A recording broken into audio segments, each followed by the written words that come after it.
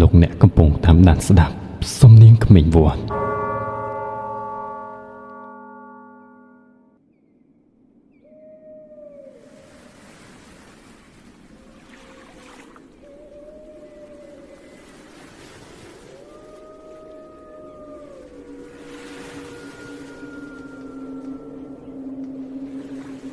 ស្នូរលោហបោកបន្ទប់ជើងសសរផ្ទះឈើសង់រាប់តាមមាត់ទន្លេ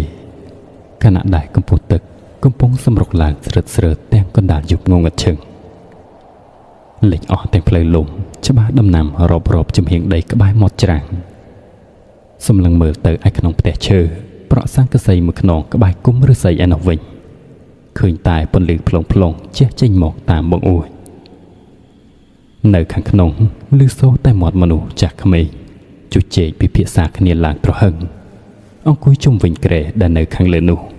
គឺជាមនុស្សស្រីវ័យក្រមុំម្នាក់មានរូបរាងកាយស្គាំងស្គមសល់តែស្បែកដណ្ដប់ឆ្អឹងមិនដឹងថាកើតជំងឺអ្វីទេនៅសុកក៏ស្រាប់តែធ្លាក់ខ្លួនឈឺដោយមិនដឹងហេតុមិនដល់មួយអាទិត្យផងស្រាប់តែស្រក់សាច់ដូចជាគេហូតក្នុងចំណោមមនុស្សចាស់ទុំទាំងនោះក៏មានលោកយាយម្នាក់ផងដែរដែលស្លៀកពាក់ខុសគេខុសឯងគាត់ឈ្មោះយាយខនគឺជាគ្រូបូលកំបិតបន្ទោះនៅក្នុងភូមិដែលគេបានអញ្ជើញមកគាត់កំពុងតែរៀបចំពិធីបើកផ្លូវសួរទៅកាន់ម្ចាស់ទឹកម្ចាស់ដីព្រោះគេសង្ស័យថា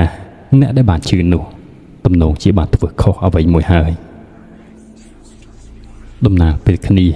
អ្នកភូមិគ្រប់គ្នាក៏ស្ងាត់មកឈឹងរងចាំមើលយាយខនគាត់កំពុងតែអង្គុយនៅចុងជើងអ្នកជំងឺចាប់បញ្ឈរកំបិតបន្ទោះលើចានបណ្ដាសួរទៅកាន់ម្ចាស់ទឹកម្ចាស់ដីបណ្ដាជាច្រើនសំណួរហើយកំបិតនោះក៏វាចេះតែដួលម្ដងហើយម្ដងទៀតលុះតែដល់សំណួរមួយដែលគាត់បានសួរថាលោកតាលោកយាយម្ចាស់ទឹកម្ចាស់ដីអស់អារុកអរិយអ្នកងារព្រីតូចព្រីធំខ្មោចក្រមុំព្រីក្បាល8តើកូនចៅបានមានទង្វើខុសឆ្គងខុសមេខុសបាអ្វីឬទេសូមលោកបង្ហាញផ្លូវផងចុះនិយាយចប់ភ្លាមគាត់ក៏ដកដៃចេញស្រាប់តែកបិតបន្ទោះនោះឈរនឹងថ្កល់លើអង្គរ3គ្រាប់នៅក្នុងចានសន្តានដូច្នេះគឺអាចសន្មត់បានថាពិតជាខុសមេបាពិតមែនគេក៏ចាប់សួរបន្តទៀតនឹងធ្វើតាមរបៀបដដែលដល់តែរកឃើញមនុស្សប្រុសម្នាក់វ័យ25ឆ្នាំដែលត្រូវជាបងប្អូនជីដូនមួយរបស់អ្នកជំងឺពេលនេះគាត់កំពុងធ្វើការរោងចក្រនៅឯទីក្រុងឯណោះអ្នកផ្ទះក៏បានតាក់ទងទៅសួរនាំគាត់ភ្លាមរហូតបានដឹងថាគាត់បានរស់នៅស្រឡាញ់គ្នាជាមួយស្រីម្នាក់ដែលធ្វើការជាមួយគ្នាស្នាក់នៅរួមរស់បន្ទប់ជុំគ្នាដោយពុំបានរៀបការឬរៀបចំពិធីដែលចាស់និយមហៅថាសែនផ្ដាច់ខ្មោចនោះនៅឡើយទេម្ដាយមីងរបស់អ្នកជំងឺក៏បានហៅគាត់រួមទាំងសង្សាររបស់គាត់ឲ្យនាំគ្នាមករៀបចំពិធីនៅឯស្រុកជាបន្ទាន់បុរសនោះក៏មិនបានបដិសេធដែរព្រោះតែគាត់ក៏បានដឹងដែរថាមនុស្សនៅក្នុងភូមិរបស់គាត់គឺប្រកាន់ភ្ជាប់ទំនៀមទម្លាប់ខ្លាំងតាំងតែពីដើមមកហើយគាត់សុំចាស់ថានឹងមកនៅថ្ងៃស្អែកនេះដោយឡែកមើលទៅឯមនុស្សស្រីដែលដេកឈឺនៅលើគ្រែឯនោះវិញអាការៈរបស់នាងហាក់ដូចជាមិនបានធូរស្រាលបន្តិចឡើយគ្រប់គ្នាក៏ពុំទាន់អាចធ្វើអ្វីបានត្រឹមតែដឹងថាមេបាកាច់ហើយគឺសំដៅលើវិញ្ញាណជីដូនជីតាញាតិកាទាំង7សន្តានដែលបានចែកឋានទៅលោកមិនពេញចិត្តនឹងទង្វើខុសឆ្គងរបស់កូនចៅរួចក៏ធ្វើទុកបុកម្នេញដល់នរណាម្នាក់នៅក្នុងខ្សែស្រឡាយគ្រួសារដែលមានរាសីទាបជាងគេដោយជាក់ស្ដែងគឺជានារីដែលកំពុងដេកលើគ្រែនេះហើយនាងមិនបានដឹងអីតតែសោះតែសាច់ញាតិរបស់នាងគឺជាអ្នកប្រព្រឹត្តទង្វើទាំងនោះ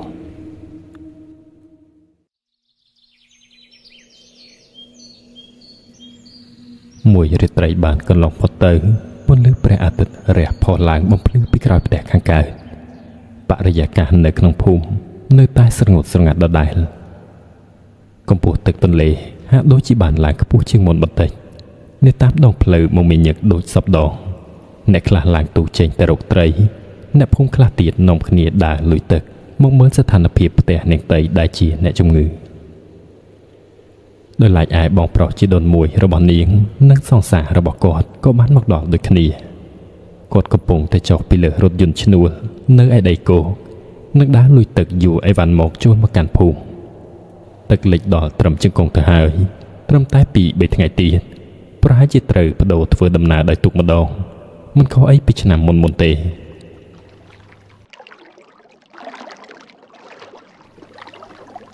ខណៈដែលបរិះនោះនាំសង្សាររបស់គាត់ជួសមកដល់ផ្ទះនាងតី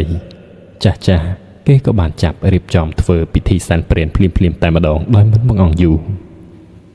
យីខនបានរៀបចំគ្រឿងសក្ការៈដូចជាទៀនធូបនំចំណីផ្កាភ្ញីសំណែនជាមួយតាសួនម្នាក់ទៀតដែលជាអ្នកចេះដឹងនៅក្នុងភូមិគាត់កំពុងតែបាយបន់សុំខមាទោសនិងប្រកាសប្រាប់ថាអ្នកទាំងពីរដែលបានធ្វើកុសឆ្គងបានយកគ្នារួមរស់ជាប្តីប្រពន្ធហើយនិយាយរួចហើយគាត់ក៏ឲ្យគេលើកពេលសំណែនដែលគេសែនសម្រាប់ខ្មោចយកទៅបណ្ដែតចោលក្បែរជើងសសរផ្ទះនិងរុញទៅទន្លេនៅក្នុងនោះឃើញមានបារីមលូស្លារបស់ចាស់ឆ្អាបដែលឃើញច្បាស់ជាងគេគឺមន់ឆ្កាងដាក់ដោតចំកណ្ដាលពេនិងបាយ7ពណ៌រៀបជាកណ្ដុបតូចលើស្លឹកចេកវាកំពុងតែអណ្ដែតទៅសន្សឹមបង្ហុយផ្សែងធូបទៅកាន់ផ្ទៃទន្លេចំពោះឯក្បាលជ្រូកមន់ស្ងោផ្លែឈើផ្សេងដាក់នៅកន្លែងផ្ទឹមលើផ្ទះដដែលអ្នកភូមិទាំងអស់គ្នាដែលបានអង្គុយជុំគ្នាដោយក្តីបារម្ភនិងសង្ឃឹមថាក្រោយបញ្ចប់ពិធីទៅនឹងអាចជួយសង្គ្រោះនាងតីឲ្យជានាដូចគេដូចឯងវិញប៉ុន្តែជាអកុសលខណៈដែលកំពុងរៀបចំពិធីនោះហើយនាងតីក៏បានដាច់ខ្យល់ស្លាប់ភ្លាមនៅលើគ្រែកណ្ដាលពិធីនឹងតែម្ដងសំឡេងទ្រហោយំបានបន្លឺឡើងពេញផ្ទះជាពិសេសម្ដាយឪពុករបស់នាងដល់ឡែកឯបងប្រុសជីដូនមួយនាងវិញក៏មានអារម្មណ៍សោកស្ដាយជាខ្លាំងដែលពួកគាត់បានធ្វើខុសឆ្គង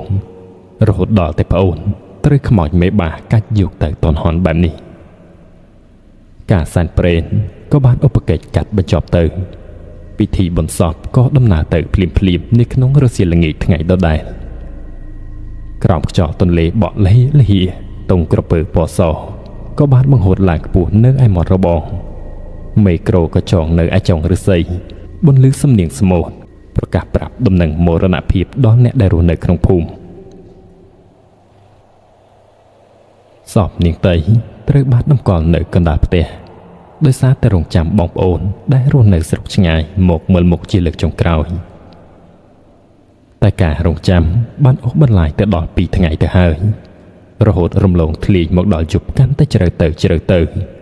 ម៉ោងក៏ចេះតែរំកិលចិត្តដល់ពាក់កណ្ដាលអាទ្រីតែបងប្អូនរបស់នាងនៅតែមិនទាន់មកដល់ដោយសារតែពួកគាត់មានបញ្ហាបន្តិចបន្តួចចុងក្រោយក៏ប្រាប់ថាមិនបានមកទៅវិញតាសួនក៏បានប្រាប់គេឲ្យរៀបចំតាំងពីម៉ោង12ជាងធ្វើយ៉ាងណាគឺត្រូវដង្ហែឲ្យបាននៅថ្ងៃនេះតាមទំនៀមទម្លាប់តាំងតែពីដើមនៅក្នុងភូមិគឺក្នុងមួយសប្តាហ៍គេមានថ្ងៃដែលអាចបូជាបាននិងបូជាមិនបាន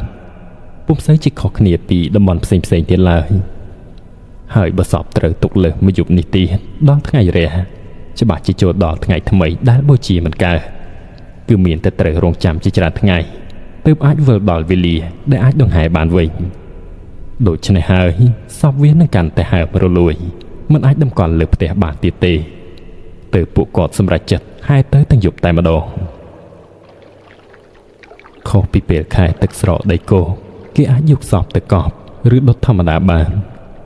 តែចំពោះពេលនេះទឹកទន្លេកំពុងជន់លិចលះលហឹមគ្រប់ដណ្ដប់ភូមិស្ថានជំរើសតែមួយគត់ដែលពួកគាត់តែងតែធ្វើតាំងពីបរមបុរាណមកគឺត្រូវយកសពទៅចងទុកលើដើមឈើខ្ពស់សិនរងចាំដល់ទឹករីងស្ងួតទើបត្រឡប់ទៅយកមកធ្វើពិធីបែបធម្មតាវិញសំឡេងច្រាវបន្លឺបន្តគ្នាចេញពីអ្នកភូមិនិងមនុស្សមួយក្រុមកំពុងលីមឈូសធ្វើដំណើរកាត់ទឹកត្រឹមជង្គង់លើផ្លូវលំខាងក្នុងភូមិទឹកមុខម្នាក់សំដែងភាពក្រៀមក្រំជុំវិញខ្លួនឮតែស្នូរសត្វល្អិតយំឲ្យត្រហឹងនាតាមបណ្ដាកំពត់ព្រៃខ្ពស់ផុតទឹកដែលចាប់ផ្ដើមរលួយរឹសងាប់ទៅបណ្ដា ទាំងពន្លឺចង្កៀងចន្លោះពិលជះជួយបំភ្លឺនាំផ្លូវនៅខណៈវេលានាម៉ោង 2 រំលងអត្រាចំពោះផ្ទះអ្នកស្រុកនៅចំហៀងខាងគឺអ្នកខ្លះគេពន្លត់ភ្លើងដេកស្ងាត់ភូមិអស់ទៅហើយនៅសល់តែសាច់ញាតិនិងអ្នកជិតខាងដែលជិតស្និទ្ធគេនៅជួយដង្ហែដើរជូនដំណើរអ្នកស្លាប់ជាលើកចុងក្រោយម្នាក់ចេះតែបោះជំហានទៅយឺតនៅក្នុងទឹកដើរតែមុខយ៉ាងប្រុងប្រយ័ត្នរំពេចនោះដែរស្រាប់តែដើរកាត់ដើមអំពិលចាស់ឆ្នាំធំមួយដើមនៅឯផ្លូវខាងស្ដាំដៃស្រាប់តែមានខ្យល់បក់មកមួយវឹបយ៉ាងខ្លាំងរីឯភ្លើងទាំងពិលទាំងចន្លោះក៏រលត់ភ្លឹបភ្លាមព្រមគ្នាសំបីតែចង្គៀងនៅតាមផ្ទះអ្នកស្រុកនៅឯក្រោយក៏រលត់អស់ដែរដោយឡែកឯសត្វឆ្កែវាក៏នាំគ្នាលូឡើងត្រហឹងបន្តគ្នាតាមផ្ទះគ្រប់គ្នារៀងភ្ញាក់ចលាចលបន្តិចតែក៏បានតាសួនចាប់ចន្លោះដុតបំភ្លឺវិញរួចបន្តដំណើរទៅមុខទៀតមាត់របស់គាត់ប្រាប់ថាមិនមានអីទេតែមើលទៅទឹកមុខវិញដូចជាបានដឹងអ្វីម្យ៉ាងខណៈគ្រប់គ្នាកំពុងដើរទៅគាត់ក៏និយាយខ្សឹបជាមួយចាស់គ្នារបស់គាត់ថាពួកវាមកហើយមួយស្របក្រោយ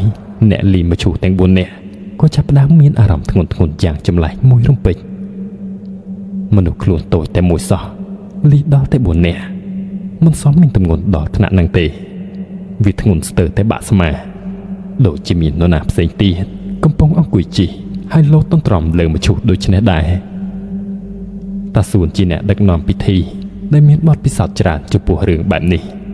គាត់ក៏បានស្រែកប្រាប់អ្នកទាំង4ថាឲ្យទ្រាំកុំឲ្យអ្នកណាដាក់ចុះឬឈប់ជាដាច់ខាតទោះបីជាឃើញអីឬឮសំឡេងអីក៏ដោយគ្រប់គ្នាក៏ស្ដាប់តាមតាសួនចំពោះអ្នកភូមិដែលកំពុងដើរតាមមកពីក្រោយបាននិយាយខ្សឹបខ្សៀវប្រាប់គ្នាបណ្ដាថាខណៈពេលដែលកំពុងដង្ហែសពវាអាចនឹងមានពពួកអមនុស្សមកទុំមកតោងអង្គុយពីលើមឈូសនោះវាសប្បាយអស់ពេលដែលមានមនុស្សស្លាប់ក្រោយពេលមកដល់ផ្លូវកែងបត់ទៅស្ដាំពួកគេក៏មិនបានបត់ទេគឺនាំគ្នាដើរចុះទៅត្រង់ខាងមុខដែលមានប្រឡោះមួយហួសចូលទៅព្រៃល្បាក់ដីនៅខាងក្រោមវាជាផ្លូវតូចមួយដែលអាចដើរទៅដើរមកបានពេលទឹកស្រកតែចំពោះពេលទឹកលិចបែបនេះក៏រៀងពិបាកបន្តិចដោយសារតែវាស្ថិតនៅល្បាក់ខាងក្រោមរៀងជ្រៅបន្តិចជាងលើផ្លូវអ្នកខ្លះឈប់ឈរមើលត្រឹមផ្លូវខាងលើអ្នកខ្លះក៏ចុះទៅតាមពីក្រោយគេជួយលើកភ្លើងបំភ្លឺកាន់របស់របរផ្សេងដើរលួចទឹកត្រឹមចង្កេះទោះបីជាគេហាមមិនឲ្យដាក់សពចុះក៏ដោយក៏បរិសម្នាក់ឈ្មោះបងម៉ៅក្នុងចំណោមអ្នកលីសពទាំង4រូបនោះគាត់ក៏ហាក់ដូចជាកាន់តែអស់ដៃអស់ជើងស្ទើរតែទ្រាំលេខបានព្រោះវាធ្ងន់សម្បើមពេកមិនយូរប៉ុន្មានគាត់ក៏បានទន់ជើងដួលនៅក្នុងទឹកក្នុងមួយពព្រិចនោះក៏ស្រាប់តែសពដែលនៅខាងក្នុងមឈូសក៏បានផ្អៀងរមៀលធ្លាក់ចូលទៅក្នុងទឹកប្រងដំណើរគ្នាហើយក៏លិចទៅបាត់គ្មាននរណាចាប់ទាន់សំឡេងស្រែកភ្ញាក់ផ្អើលក៏បានលាន់ឮឡើងតាសួនបានឲ្យពួកគេប្រញាប់រាវរកយកមកវិញឲ្យបានឆាប់បំផុតមុននឹងមានរឿងមិនល្អវិកើតឡើងពួកគាត់ម្នាក់ទាំងអ្នកភូមិដែលមកជាមួយក៏បាននាំគ្នាស្រវារោគយ៉ាងញាប់ដៃញាប់ជើងហើយក៏លើកស្រង់ដាក់ដេកក្នុងមឈូសវិញរួចបន្តសែងធ្វើដំណើរទៅមុខទៀត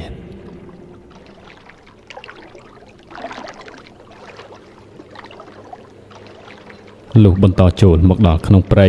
តាសួនក៏សម្លឹងរកដើមឈើណាដែលខ្ពស់ល្មមអាចចងសាកសពទុកបានដោយសុវត្ថិភាពនៅលើមែកឈើខ្ពស់ខាងក្នុងព្រៃនោះមានសពចាស់ជាច្រើនដែលគេធ្លាប់យកមកភ្ជួរទុកកាលពីពេលទឹកជំនន់នៅឆ្នាំមុនខ្លះនៅសល់តែក្រុងឆ្អឹងខ្លះនៅសល់តែកន្ទេលក្រណាត់ចាស់រីប៉ាយរនឹងរណោងពេញមែកឈើដោយសារតែអ្នកស្រុកខ្លះមានជីវភាពមិនសូវប្រសើរសាកសពបងប្អូនសាច់ញាតិដែលបានយកមកដាក់នៅទីនេះពួកគាត់មិនបានត្រឡប់មកយកទៅបូជាទេគឺទុកចោលរហូតដល់តែហើមរបេះសាច់ធ្លាក់ដល់ដីហើយស្រមោចអង្ក្រងវាក៏បានឡើងចុះស៊ីសល់តែក្រុងឆ្អឹងសាច់ហើមរលួយមួយចំនួនក៏បានធ្លាក់ចូលទៅក្នុងទឹកទាំងដុំ រីឯនៅគល់ដើមសុទ្ធតែសត្វអន្ទង់ធំធំដុះត្រចៀកំពុងប្រជិកកន្ត្រោងដណ្ដើមគ្នាស៊ីសាច់ខ្មោច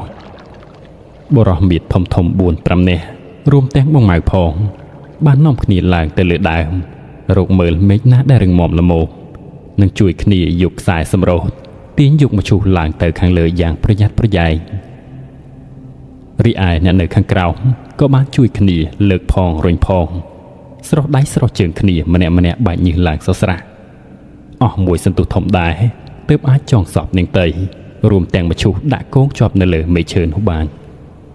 ជាកិច្ចចុងក្រោយតាស៊ូនក៏ឡើងទៅពាត់អំបោះសចំនួន 7-8 ជុំនៅខាងលើនោះអ្នកភូមិខ្លះក៏ឆ្ងល់ដែរថាគេពាត់ដើម្បីអ្វីមើលទៅដូចជាចងឃុំឃាំងប្រលឹងបែបនេះតើអ្នកស្លាប់មិននឹងអាចទៅចាប់កំណើតថ្មីបានទៅប៉ុន្តែអ៊ំដែលនៅខាងក្រៅក៏បាននិយាយតិចប្រាប់ថាសីមានេះគឺគេពាត់ដើម្បីការពារសាកសពនោះហើយគឺដើម្បីកុំឲ្យខ្មោចព្រៃខ្មោចអនាថាវិចូលសន្ធិដ្ឋនៅឬក៏ស៊ីរូបរាងកាយស្អុយរលួយនៃសពនោះក្រោយរួចរាល់ស្រេចបាច់ហើយតាស៊ូនក៏ប្រាប់គ្រប់គ្នាឲ្យដើរត្រឡប់ទៅផ្ទះវិញរួចក៏បន្ថែមថាកុំឲ្យអ្នកណាងាកមើលក្រោយឲ្យសោះដើរទៅតែមុខទៅពន្លឺភ្លើងចន្លោះភ្លើងពិលអ៊ីវនៅតែចាំងនាំផ្លូវដែលត្រូវទឹកជន់លិចវាទៅខាងណាក៏ឃើញតែលហាច់លហឹមគ្មានដីគោកអីមួយអំពូក្នុងរយៈពេល3ថ្ងៃដំបូងស្ថានភាពនៅក្នុងភូមិដូចជាពុំទាន់មានរឿងអ្វីចម្លែកទេអ្នកភូមិបន្តប្រើប្រាស់ជីវិតជាធម្មតាអ្នកនេសាទក៏ចេញទៅនេសាទរីឯអ្នកប្រកបរបរផ្សេងដូចជារត់រមាក់រត់ម៉ូតូឌុបគឺត្រូវយកយានជំនិះឡើងទៅផ្ញើគេនៅឯដីគោកសិនហើយពួកគាត់ក៏មកសម្រាកនៅផ្ទះដោយដាក់មងរាយសន្ទូចក្បែរនោះហូបចិញ្ចឹមកាពះបណ្ដោះអាសន្នមួយរយៈ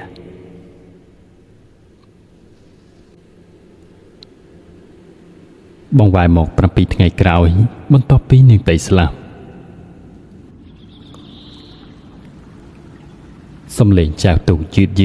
ច្រាវបន្លឺមកពីក្នុងភូមិតាមបណ្ដោយផ្លូវទឹកដែលហូរកាត់មុខផ្ទះឈើសង្កសីចាស់ព្រះសង្ឃមួយអង្គគង់អោបបាតដណ្ដប់ស្បង់ជីវរយ៉ាងស្ងៀមស្ងាត់នៅលើទូជាមួយក្មេងវត្តតូចម្នាក់ដែលកំពុងអង្គុយកាន់ច្រវាជោគកោះកាយទឹកបណ្ដាអោនមុខបណ្ដាសក់ក្បាលឡើងបាក់ជ្រោមដូចជាមិនទាន់អស់ងងុយអាម៉នណា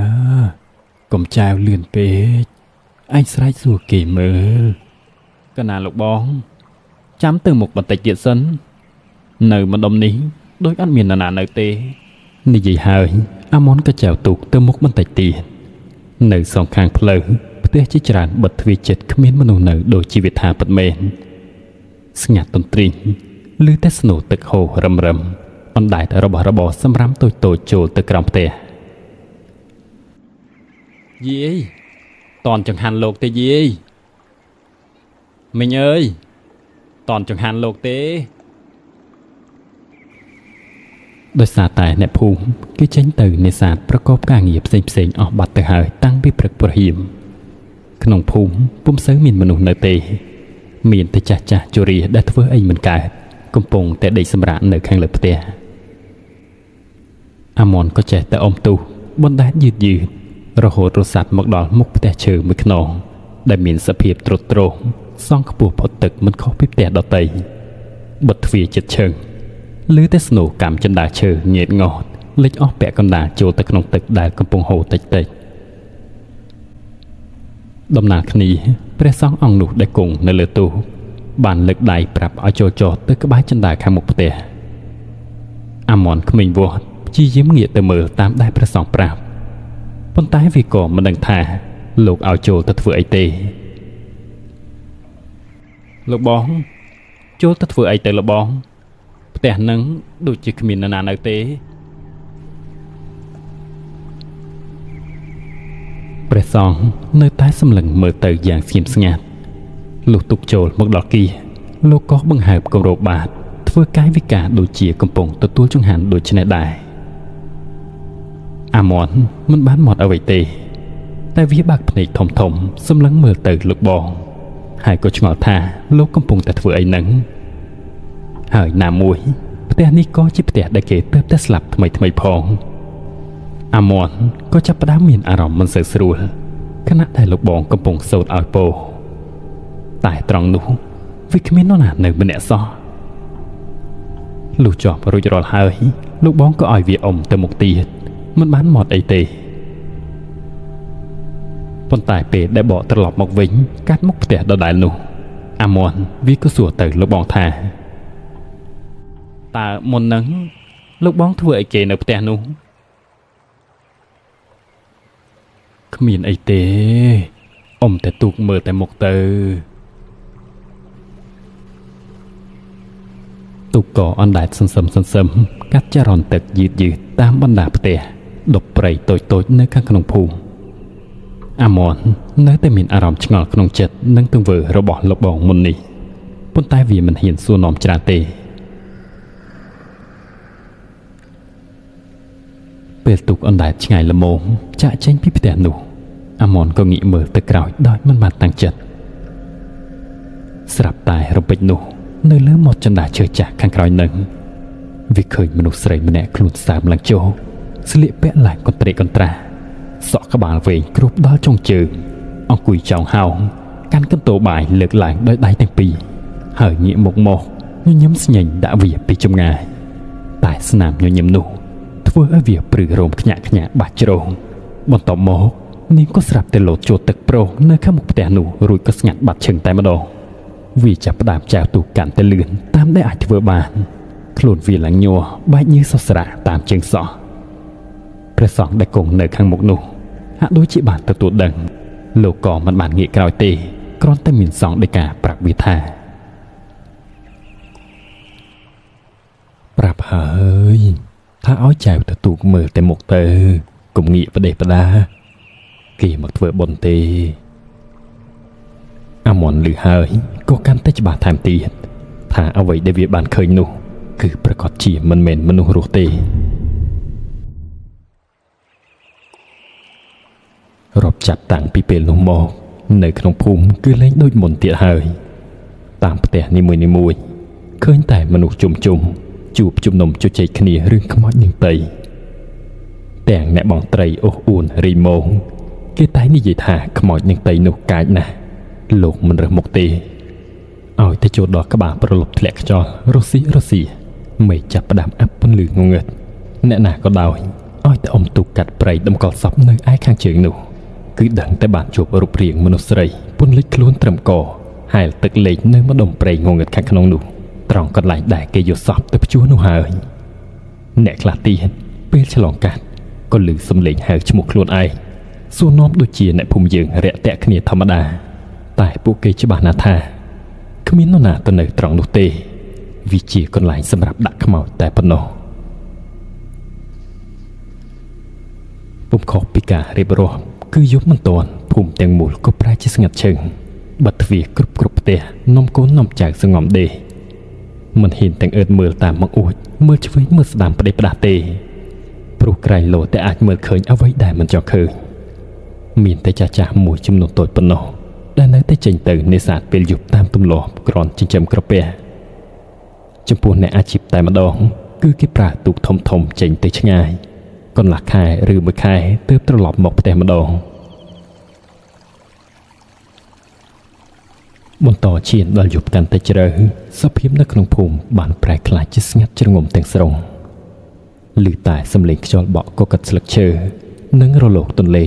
បក់ប៉ះព្រៃលិចទឹកទោះបីជាអ្នកភូមិផ្សេងទៀតភ័យខ្លាចបាត់មុខបាត់មាត់មិនហ៊ានចេញទៅណាមកណាពេលយប់តែពូពៅនៅតែបន្តកិច្ចការប្រចាំថ្ងៃរបស់គាត់ជាធម្មតាគាត់កំពុងតែចែវទូកយឺតដោយមានពន្លឺពិលចាំងនាំផ្លូវពាក់នៅពីលើក្បាលទូកឈើតូចប្រាច្រវាកំពុងរសាត់លយខ្លួនបណ្ដែតសន្សឹមទៅកាន់ទន្លេកាត់តាមព្រៃគឺព្រៃដែលគេយកសពទៅព្យួរនោះហើយនៅម៉ោងប្រហែលជា11ជាងពេលទូករបស់គាត់បន្តទៅមុខជិតផុតព្រៃនោះទៅហើយ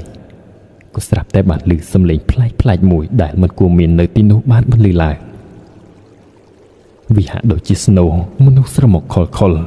លាន់ចេញពីតាមមែកឈើ គុំឫស្សីព្រៃងងឹតឈឹងនៅខាងក្នុង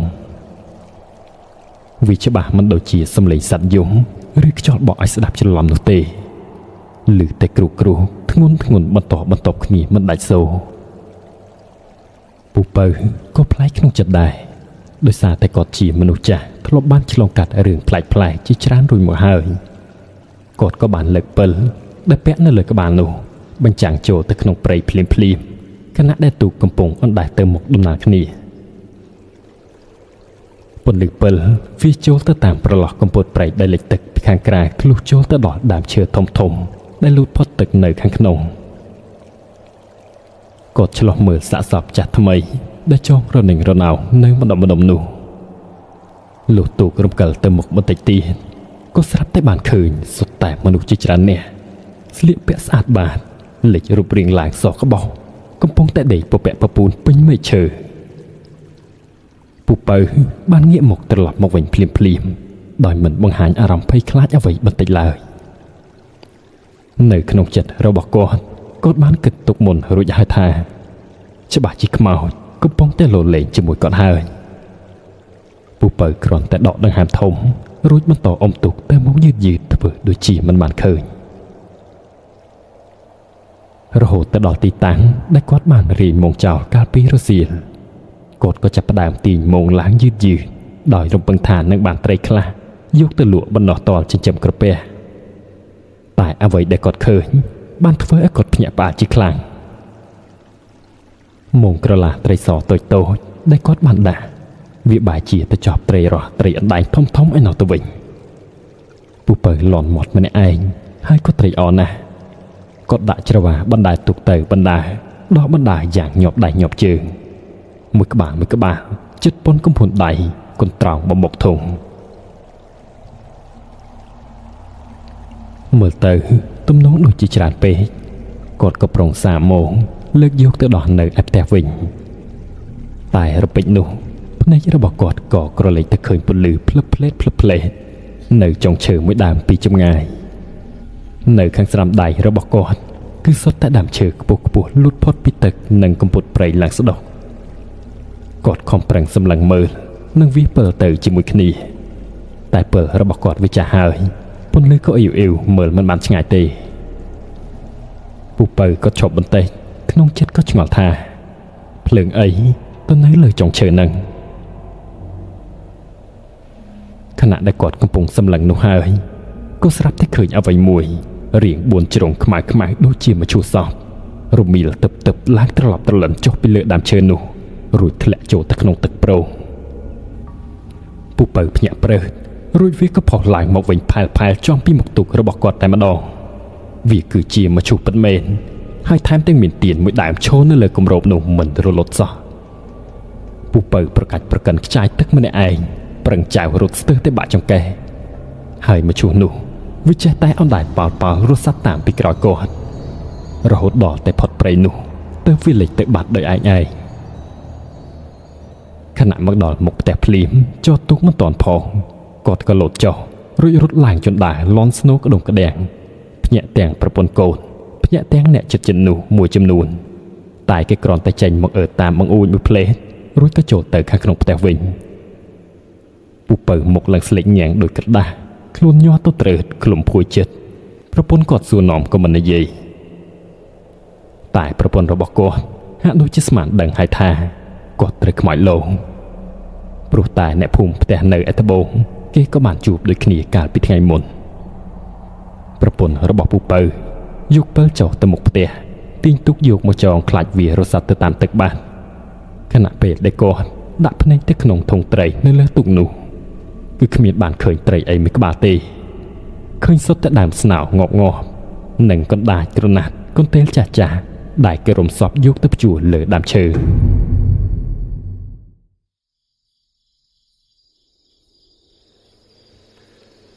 នៅក្នុងយប់ដដែល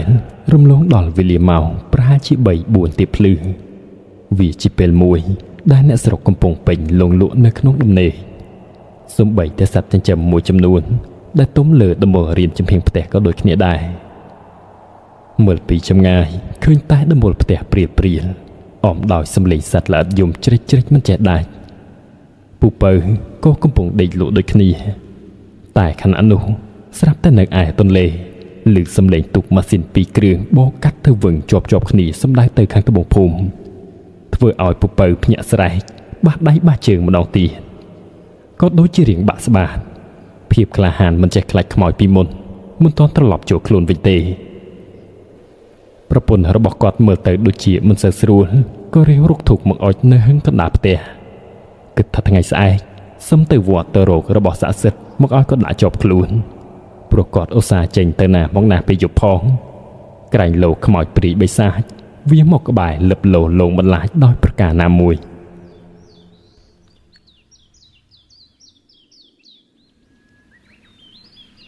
លុះព្រឹកឡើងព្រះអាទិត្យចាំងជះពីក្រោយផ្ទះបណ្ដេញភាពងងឹតទាំងពួងអស់ពីភូមិស្ថានប្រពន្ធពូពៅក៏ប្រញាប់រៀបចំនាំប្តីគាត់ទៅរកព្រះសង្ឃនៅឯវត្តខណៈនេះពូពៅបានធ្លាក់ខ្លួនគ្រុនរងាបាត់ទៅហើយបន្តមកដល់វត្តគាត់ក៏នាំដើរក្រលំភួយតិចកាត់វងមនុស្សដែលកំពុងអង្គុយត្រៀបត្រាខាងលើសាលាបាលីទំនងជាគេគ្រប់គ្នាក៏មករកលោកឪដូចគ្នាទឹកបានលិចចូលមកដល់ក្នុងបរិវេណវត្តដែរប៉ុន្តែមិនសូវជាជ្រៅខ្លាំងដូចនៅក្នុងភូមិទេដោយសារតែសន្តានដីរាងទួលខ្ពស់ផុតគេឯងកម្ពស់ទឹកប្រហែលជាត្រឹមជង្គង់មនុស្សធំប៉ុណ្ណោះអ្នកភូមិជាច្រើនអ្នកកំពុងតែអង្គុយរងចាំជួបលោកឪម្នាក់បាននាំគ្នារៀបរាប់រឿងរ៉ាវប្លែកៗដែលខ្លួនបានជួបប្រទះអំពីការលងបន្លាចរបស់ខ្មោចនាងតីនៅក្នុងចំណោមអ្នកភូមិទាំងនោះក៏មានយុវជនប្លែកមុខមួយក្រុមដែលស្លៀកពាក់ស្អាតបាតខុសពីអ្នកភូមិផ្សេងទៀតពួកគេអង្គុយផ្ដុំគ្នានៅជ្រុងនៃសាលាម្នាក់សក់ឡើងបះជ្រោង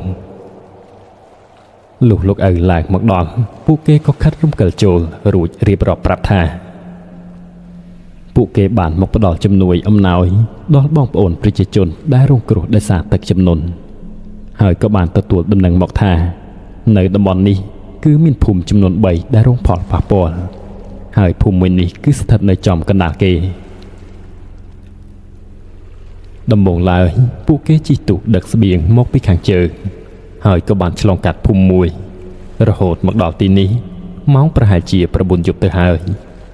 ពួកគេក៏បានឃើញភ្លើងចង្គៀងចន្លោះភ្លឹបភ្លែតពេញតែភូមិទំនងជាមនុស្សមិនទាន់ចូលសម្រាក៏សម្រេចចិត្តនាំគ្នាបោះទូកចូលទៅដើម្បីចែកអំណោយហើយប្រុងថានឹងសុំដេកមួយយប់តែម្ដងព្រឹកសឹមបន្តដំណើរទៅមុខទីប៉ុន្តែអ្វីដែលពួកគេផ្លែកចិត្តនោះគឺអ្នកភូមិមិនសូវរាក់ទាក់សោះ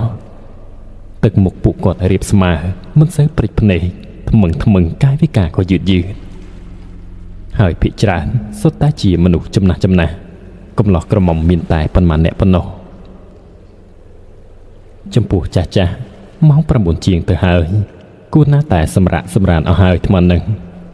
តែពួកគាត់បែរជានៅឈរជ្រងច្រាងតាមផ្លូវតាមរៀនមុខផ្ទះខ្លះអង្គុយតាមកាំជណ្ដារនិងត្រាំខ្លួនត្រឹមដើមទ្រូងនៅក្នុងទឹកពួកគេក៏ឆ្ងល់ណាស់ដែរតែក៏នៅតែខំប្រឹងធ្វើការសួរសុខទុក្ខនិងហុចអំណោយទៅឲ្យពួកគាត់អំណោយដែលពួកគេបានយកមកនោះគឺមានដូចជាមីកញ្ចប់ទឹកស៊ីអ៊ីវពងមាន់ពងទាជាដើមខណៈពេលដែលហុចទៅពួកគាត់ក៏មិនបាននិយាយអរគុណអ្វីមួយម៉ាត់សោះទឹកមុខថ្មឹងមិនស្ដីអីមួយម៉ាត់គ្រាន់តែឈោងទទួលយករួចដើរចូលទៅក្នុងផ្ទះ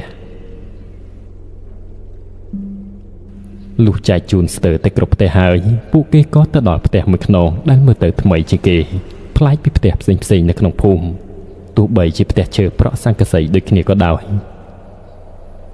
ខណៈដែលទូករសាទជិតដល់ផ្ទះនោះក្មេងស្រីវ័យក្រមុំម្នាក់ក៏បានចេញមកទទួលអំណោយដោយគេឯងនាងរាក់ទាក់រស់រាយល្អណាស់ហើយក៏បានអញ្ជើញពួកគេឲ្យស្នាក់នៅផ្ទះនាងមួយយប់ព្រោះមេឃងងឹតណាស់ហើយព្រឹកសឹមបន្តដំណើរទៅភូមិមួយទៀតពួកគេក៏នាំគ្នាចតទូកនិងចងភ្ជាប់ជាមួយជើងសសរផ្ទះរួចយកសម្ពុតភ្លៀងគ្រប់ស្បៀងដែលនៅសល់ហើយក៏នាំគ្នារៀបចំកន្លែងដេកនៅលើកន្ទេលកក់កណ្ដាលផ្ទះចំណែកនារីដែលជាម្ចាស់ផ្ទះនោះគឺដេកនៅក្នុងបន្ទប់របស់នាងក្រោយពីអស់កម្លាំងផងអីផងធ្វើដំណើរមកពីឆ្ងាយពេញមួយថ្ងៃទៅហើយតម្រេតខ្លួនបានតែមួយផ្លេត ម្នាក់ក៏ទន់ភ្នែកដេកលងលក់អស់ទៅលុះរំលងទៅមិនដឹងថាប៉ុន្មានម៉ោងទេស្រាប់តែម្នាក់ក្នុងចំណោមពួកគេមានអារម្មណ៍ថាស្អុយអ្វីមួយយ៉ាងភ័យឡើងមកចិត្តច្រមុះហើយរមាស់ដូចជាមានស្រមោចអង្ក្រងខំពេញខ្លួនក្នុងខណៈនោះហើយពេលដែលគេបើកភ្នែកឡើងស្រាប់តែឃើញខ្លួនឯងរួមតែគ្នាឯទៀតដេកពពាក់ពពូននៅលើមេឃឈើទៅវិញហើយនៅគៀកខ្លួនក្បែរខ្លួនសុទ្ធតែជាក្តាមមឈូសនិងសពរំបើករំកតេលចាស់ថ្មីចងព្យួររនឹងរណោពេញតែព្រៃងងឹតឈឹងពួកគេភ្ញាក់ដឹងខ្លួនជាបន្តគ្នាផ្អើលស្រែកដូចគោហើយក៏លោតចុះទឹករួចឡើងទូកបញ្ចេះម៉ាស៊ីនបកគេចេញពីទីនោះភ្លាមព្រោះវាជាទីព្រៃតម្កល់សពមិនមែនជាភូមិដោយដែលពួកគេបានឃើញកាលពីប្រលប់នោះទេគណៈក្រុមយុវជនកំពុងតែរៀបរាប់ដោយភាពភ័យខ្លាចស្រាប់តែទ្វារសាលាវត្តក៏បានរបើកឡើងយឺតម្ដាយរបស់នាងតីក៏បានដើរចូលមកខាងក្នុងទឹកមុខពោពេញដោយកង្វល់គាត់បានអោបរុកថោតកូនស្រីជាប់នឹងទ្រូងហើយដើរសម្ដែងទៅរកលោកឪអ្នកភូមិដែលអង្គុយក្នុងសាលាក៏បានគេចចេញរំកិលចេញពីផ្លូវឲ្យគាត់ដើរទៅដោយឡែកឯក្រុមយុវជនមុននេះគ្រាន់តែក្រឡេកឃើញរុកថោតនោះភ្លាមក៏ចំណាំបានភ្លាមថាគឺជាស្រីម្នាក់ដែលបានហៅពួកគេដេកនៅលើផ្ទះកាលពីយប់នោះនៅឯព្រៃតម្កល់សពនោះហើយម្ដាយនាងតីបានលុតជង្គង់ចុះនៅមុខលោកឪរួចនិយាយថាកូនរបស់គាត់នៅតែមកបង្ហាញខ្លួនក្នុងផ្ទះឲ្យគាត់បានឃើញជារៀងរាល់យប់គាត់មានអារម្មណ៍ថានាងហាក់ដូចជាត្រូវការអ្វីមួយយ៉ាងមិនព្រមទៅចាប់ជាតិចាប់កំណើតសោះលោកឪដកដង្ហើមធំចេញក្រៅរួចមានសង្ឃដីកាថាញាតិញោមកំភៃអីនាងគ្រាន់តែលោលេងគ្មានបំណងបន្លាចអ្នកស្រុកភូមិគ្នាឯងទេក៏ដោយសារតែនៅអាឡោះអាឡៃភូមិស្រុកកន្លែងដែលធ្លាប់រស់នៅហើយក៏ស្រេកឃ្លានបុណ្យកុសលផង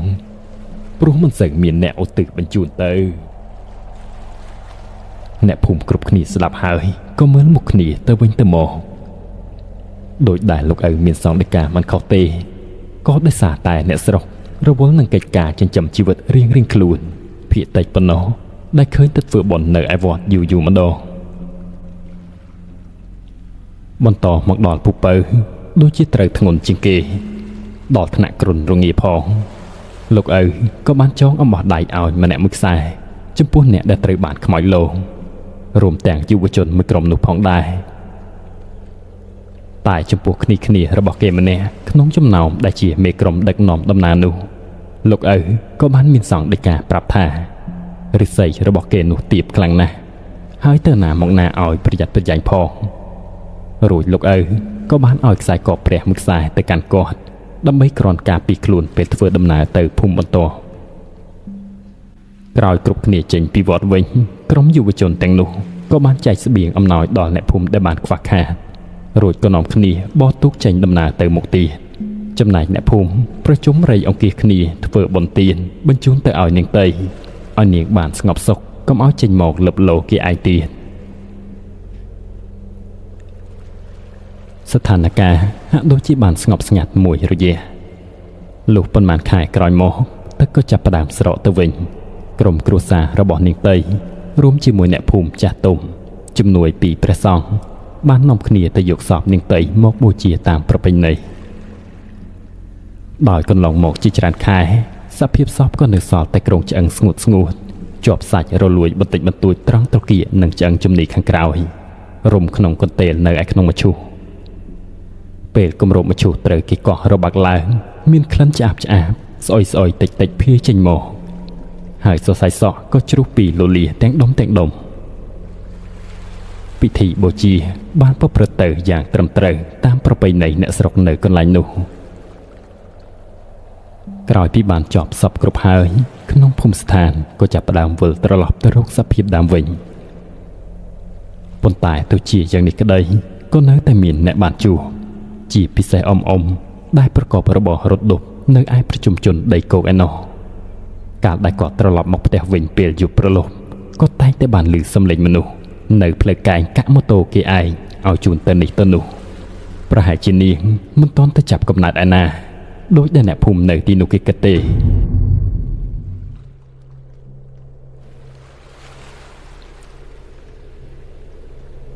សាច់រឿងរបស់យើងក៏បានឈានមកដល់ទីបញ្ចប់ហើយ